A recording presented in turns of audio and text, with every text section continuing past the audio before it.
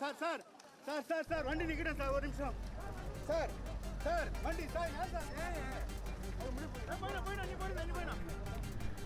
Corona தடுப்பு பணிக்காக 25 கோடி ரூபாய் மதிப்பிலான பொருட்களை டிவிஎஸ் நிறுவனம் வழங்கியிருக்கிறது.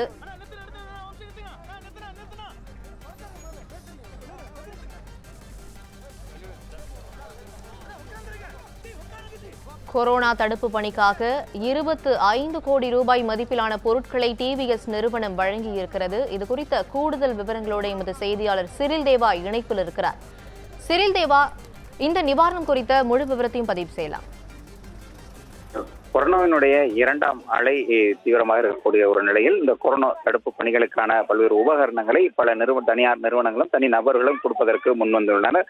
அந்த அடிப்படையில் ஏற்கனவே சிங்கப்பூர் தூதரகம் சார்பாக ஆக்சிஜன் உற்பத்தி இயந்திரங்கள் முதலமைச்சர் ஸ்டாலினிடம் தலைமைச் செயலகத்தில் அந்த தூதரகத்தினுடைய அதிகாரிகள் அளித்திருந்தனர். அதனைத் தொடர்ந்து இந்த டிவிஎஸ் நிறுவனத்தினுடைய அந்த சீனிவாசன் சேவைகள் அறக்கட்டளை சார்பாக 10 லாரிகளில் இந்த கொரோனா தடுப்புக்கான பொருட்கள் முதலமைச்சரிடம் ஒப்படைக்கப்பட்டிருக்கிறது. இதிலே இந்த 10 லாரிகளிலும் ஆக்சிஜன் கான்சென்ட்ரேட்டர், முகக்கவசங்கள், கிருமி நாசினிகள், கையுறைகள் உள்ளிட்டவை இருக்கிறது. இன்றைக்கு முதற்கட்டமாக 18 கோடி ரூபாய் மதிப்பிலான பொருட்களை வழங்கியிருக்கிறார்கள். நாளை மீதமுள்ள 7 கோடி ரூபாய் மதிப்பிலான பொருட்கள் வழங்கப்படும் என்றும் தெரிவிக்கப்பட்டிருக்கிறது.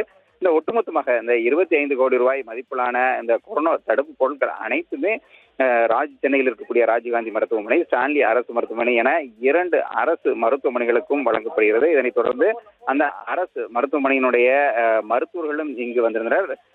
தலைமைச் செயலகத்தில் நடைபெற்ற இந்த நிகழ்வில் முதலமைச்சர் ஸ்டாலின் அந்த பொருட்களை பெற்றுக்கொண்டு அந்த பொருட்களை அந்த அரசு மருத்துவமனைகளுக்கு அனுப்பியும் வைத்திருக்கிறார். விரிவான விவரங்களுக்கு நன்றி சிறில் தேவா.